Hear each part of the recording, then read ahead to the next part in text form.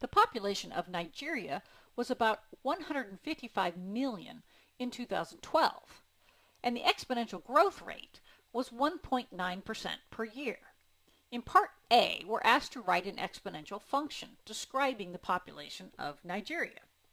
So the population then will be our starting population, which is 155 million, e to the our growth rate, which I have to write as a decimal, so that would be 0.019 times the number of years. So P is in millions of people,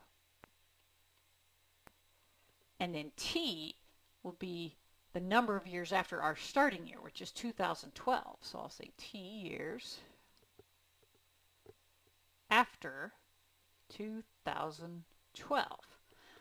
Now in Part B, they want me to use my model to find the population in 2016 and in 2050.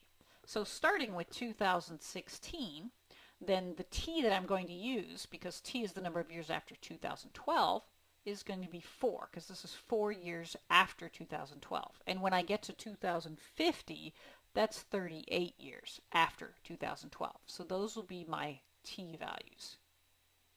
So in the first one, I have P then is going to be 155 using my model, e to the 0.019, and this is being multiplied by 4.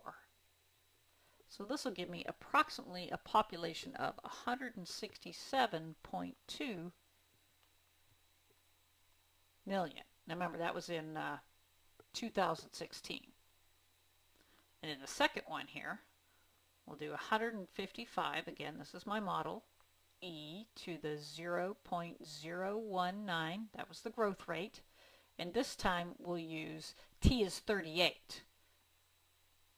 So this will give me an approximate population of 319.1 million. And that was in the year 2050.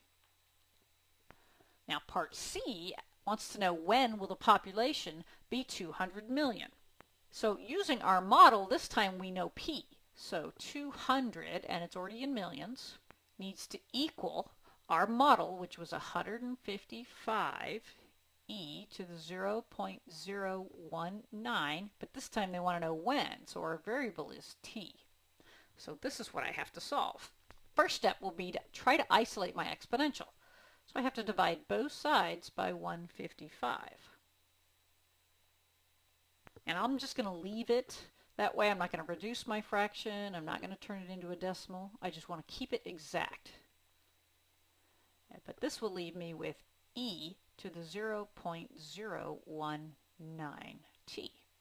Now, next, to get the t out of this exponential, since my base is e, I'll go ahead and take the natural log of both sides of my equation.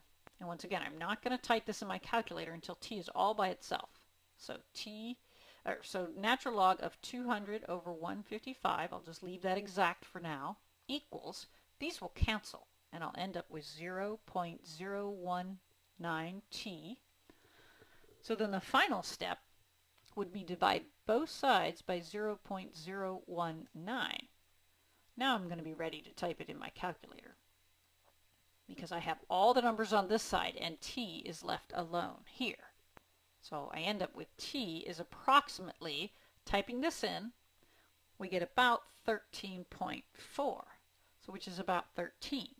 So then, remember, it's aligned to be the number of years after 2012, so I have to take 2012 and add 13 to it, which will give me 2025. So the population will be about 200 million in the year 2025. Part D wants to know, what is the doubling time? Meaning, when will the population double? So we could start with the 155 million here. E to the 0.019t, and know that it's going to double, so this will become 310. But if you notice, the very first step, if I divide both sides by 155, what's going to happen to me is I'm going to get 2 equals 1 e to the 0.019t. So doubling time just means every 1 becomes 2. So I could have started right here.